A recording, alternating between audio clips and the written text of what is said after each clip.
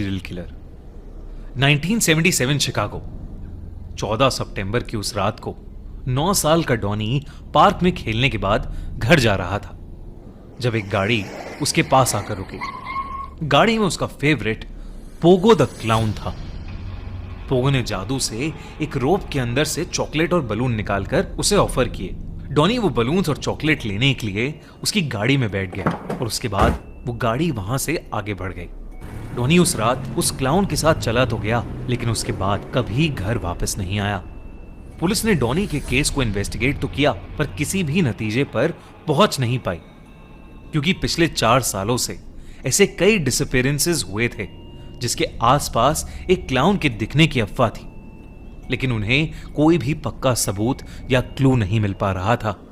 इस इंसिडेंट से लगभग 1 साल बाद दिसंबर 1978 में 15 साल का रॉबर्ट एक फार्मेसी में काम कर रहा था जब एक आदमी जॉन वेन गेसी, एक पेंटर, वहां आया। रॉबर्ट ने अपनी कलीग किम से अपनी जैकेट वापस मांगी क्योंकि उसे बाहर जाकर जॉन गेसी से जॉब के लिए बात करनी थी। किम ने एक फिल्म रोल की रिसीट उस जैकेट में रख दी और रॉबर्ट जैकेट पहनकर बाहर चला गया। लेकिन उस दिन के बाद से रॉबर्ट भी कभी रॉबर्ट के पेरेंट्स ने उसे पूरी रात ढूंढा, पर वो कहीं नहीं मिला।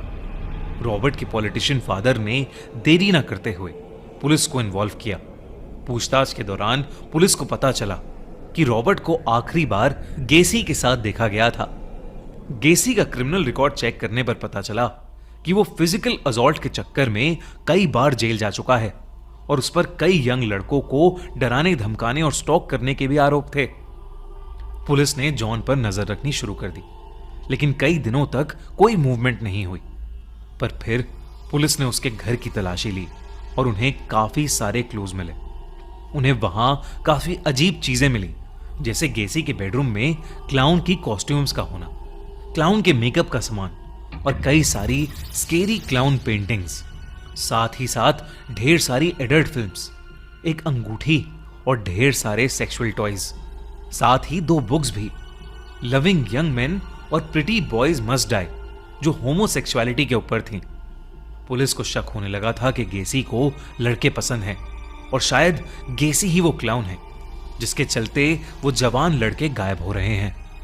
पर सर्वेलेंस करते हुए पुलिस को जो दिखता था वो उनके शक से बिल्कुल ऑपोजिट था, क्योंकि गेसी अपनी कम्युनिटी में सब लोगों की बहुत मदद करता था। और तो और कैंसर पेशेंट्स, कम्युनिटी पार्टीज और दोस्तों के बच्चों के बर्थडे पर पोगो क्लाउन बनकर परफॉर्म भी करता था। जैसे जैसे पुलिस की इन्वेस्टिगेशन आगे बढ़ी, पुलिस ने उन क्लाउन से लिंक्ड डिसअपीयरेंस केसेस को री इन्वेस्टिगेट करना शुरू कर दिया। इन सब केसेस के कई मिसिंग विक्टिम्स को आखिरी बार देखने वाले लोगों ने जिस क्लाउन का डिस्क्रिप्शन दिया, उसकी कद काठी और मेकअप गेसी के पोगो क्लाउन से मैच होता था। इसी बीच कई लोग आए और पुलिस को बताया कि वो भी किसी को जानते थे जो गेसी के लिए काम करता था और अब वो मिसिंग है। गायब हुए लड़कों में से जॉन सिंक की रिंग, जिसमें JS लिखा था, पहली सर्च में गेसी के घर पर भी मिली थी। एक दिन गेसी ने अपनी अच्छी इमेज को साबित करने के लिए पुलिस को अपने घर आने का इनविटेशन दिया। पुलिस ऑफिसर्स घर के अंदर गए। ऑफिसर बॉब वॉशरूम जाने का बहाना बनाकर गेसी के घर की तलाशी लेने लगे। इस बार गेसी का घर बदल चुका था और क्लाउन की पेंटिंग्स और परफॉर्मेंसेस की DVDs ढेरों में थीं। तभी घर का हीटिंग सिस्टम ऑन हो गया और बॉब को डक्ट के अंदर से सड़ते हुए मीट की बदबू आई। ये वही बदबू थी जिसके बारे में गेसी की एक्स वाइफ, नेबर्स भी कई बार शिकायत कर चुके थे। बॉब को शक हुआ कि गेसी ने मर्डर विक्टिम्स की लाशों को डक्ट स्पेस में छुपाया है। बॉब डक्ट्स में जाने ही वाला था। बॉब के पैर के पास उसे एक कीचेन मिला जिस पर डॉन लिखा था। बॉब को याद आया कि ऐसा ही कीचेन ऐसा ही कीचेन 1 साल से गायब डॉनी के पास भी था। इससे पहले कि बॉब उन डक्ट्स को इन्वेस्टिगेट कर पाता, गेसी वहां आ गया और बॉब को अपनी इन्वेस्टिगेशन वहीं रोकनी पड़ी। पुलिस गेसी पर और ज्यादा प्रेशर डालने लगी और अब वो 1 सेकंड के लिए भी गेसी को बिना पुलिस सर्वेलेंस के नहीं छोड़ती थी। इसका नतीजा ये हुआ कि उसे क्लाउन की परफॉर्मेंसेस भी मिलना एकदम बंद हो गया। इसी दौरान एक रात गेसी अपने लॉयर सैम और लेरॉय के ऑफिस में गुस्से और फ्रस्ट्रेशन में घुसा।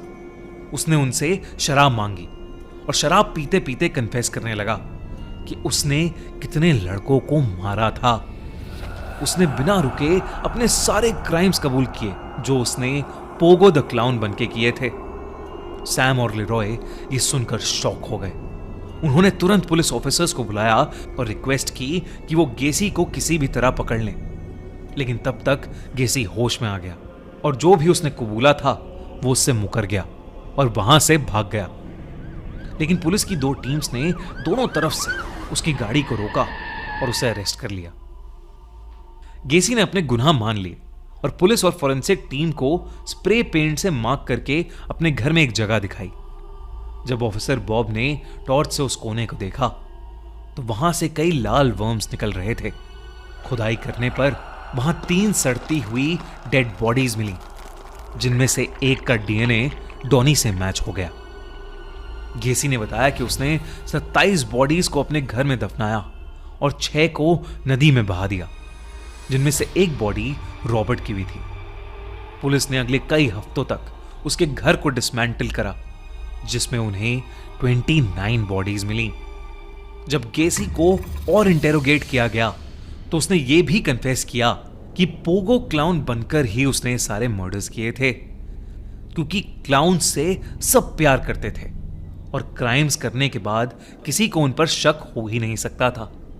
उसने एडमिट किया कि वो बाइसेक्सुअल था और यंग लड़कों और लड़कियों को क्लाउन बनकर कैंडीज देकर वो उन्हें अपने घर लाता था, जहां वो उन्हें बंद करके उनका इस्तेमाल करके उन्हें गला घोंटकर मार देता था।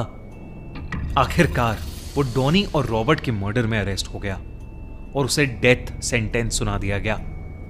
जब उसका एग्जीक्यूशन होने वाला था तो मरने से पहले वो एक क्लाउन की तरह हंसते हुए बोलने लगा, किस माय एस, और हंसते हंसते ही मर गया। गेसी के अनआइडेंटिफाइड विक्टिम्स की पहचान 2021 तक चलती रही और उसके लॉयर्स की माने तो गेसी इन सब में अकेला नहीं था, बल्कि उसके साथ कई और क्लाउन साथी थे जो इन मर्डर्स में उसकी मदद करते थे।